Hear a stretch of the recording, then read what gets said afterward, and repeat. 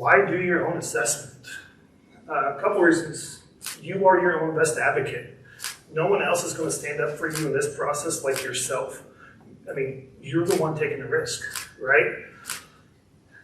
Outside of me as the inspector, and not to throw real estate agents under the bus or title companies or any of that, everyone else gets paid when you do the deal.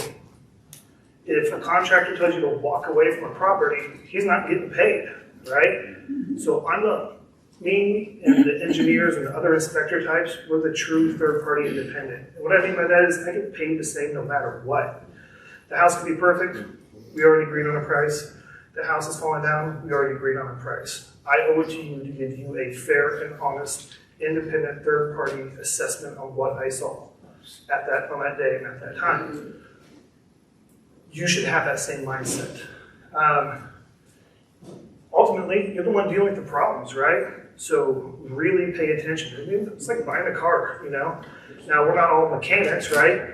You don't want to buy a car that's going to be problematic. You don't want to buy a project house that's going to be problematic. You don't want to buy a home for yourself that's going to be problematic. Ultimately, you're the owner. You own this house, this asset, and all of its flaws with it. It's like getting married for better and for worse. You own this property. Let me tell you something, someone else. Buyers are getting wiser. I've been in this for 15 years. When I first started, we did a home inspection and termite inspection. And then it was a home, termite, and radon test. And then it was home, termite, radon, sewer scope.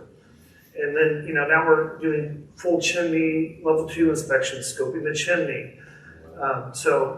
If you're flipping a house, these are the things coming down the pipe. Full mold inspections. Not just saying, hey, I see some mold, you should get that looked at, but like guys coming in and doing air tests or, coming in and doing full assessments from a mold aspect. As a landlord, maybe I'm just super paranoid because I'm an inspector, but I never want my tenant to call me and say, hey, I've got some lung infection now because this house has mold in it. In most properties. Sure, if I spend enough time in the DoubleTree, I can find some mold somewhere. With that said, you just need to be guarded against it as a landlord.